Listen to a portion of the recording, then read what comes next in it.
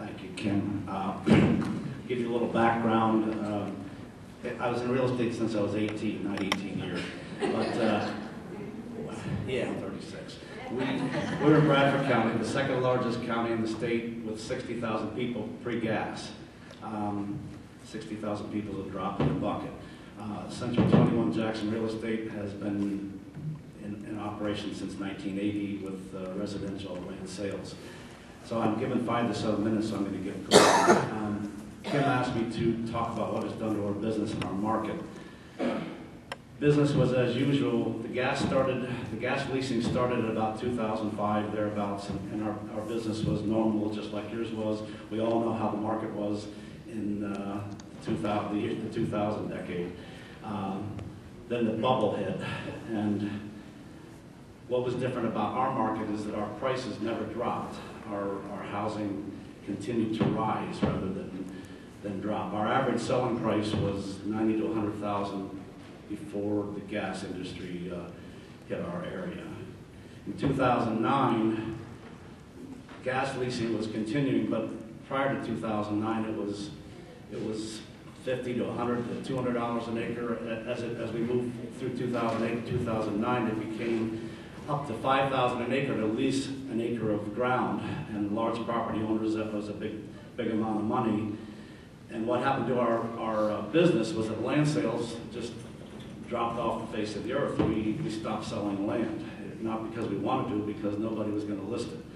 The market then, before the gas, was $1,500 to $3,000 acres for large tracts of land, and it cost our company and my competitors' companies probably 30 to 40% of our revenue gone in 1 year.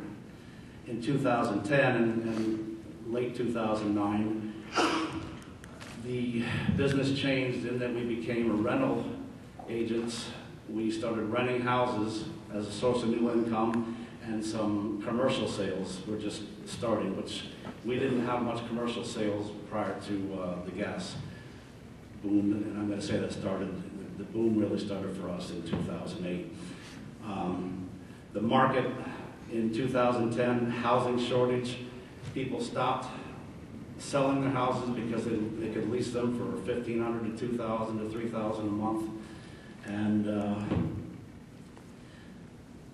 our housing prices trended up. They didn't double, as you might think, because of the tone in the national economy. You still have to have comparable sales to support a sale and a mortgage.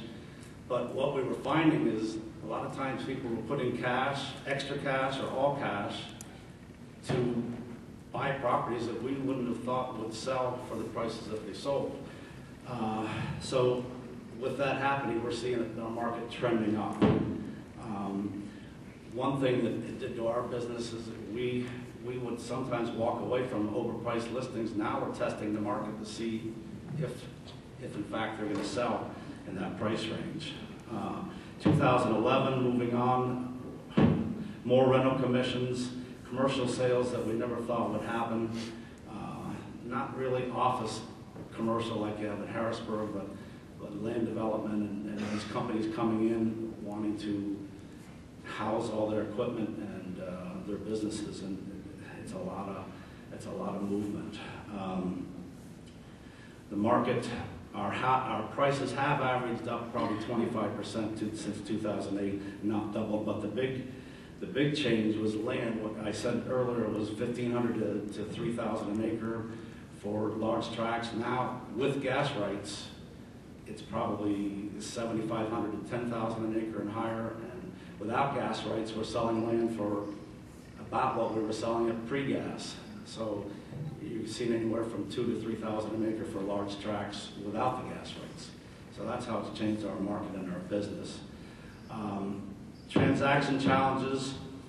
Basically, the forms and language is what we need and what we've been challenged with. We're not lawyers, and we need to have some language that helps us make transactions go. For example, losing my spot here. When we originally started some people would accept and reserve certain amounts of oil and gas rights, and how to get that language into the contract was a challenge for us. And you had situations where if it was not leased, or if it was a lease that was going to expire, and you accepted and reserved some gas rights, how do you write that up? Because later, if the lease expires, and you've got two people that own the property, how do you help them out in the future for signing new leases? So we had some attorneys helping us with that. What I think that we should get from PAR is as much standard language in the contracts as we can to help us conduct business. Title searches typically go back 60 years, but oil and gas requires going back a lot more than 60 years, and your title insurance companies don't guarantee don't insure the gas rights. So when your buyer is buying a property with gas rights, it's up to the buyer to make sure that those gas rights are going to be protected, and there's some issues with that.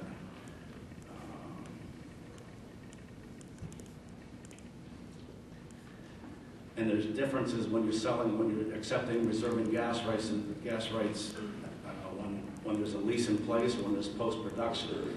So there's a lot of issues that we need to talk about when we're doing our contracts. And what I'm concerned about is the agents who are practicing real estate are not schooled in it, and we're kind of in a new area. I think we need some type of a disclaimer that says we're not experts. I'd like some help from PAR along those lines. But that's about it. That's the challenges we're seeing.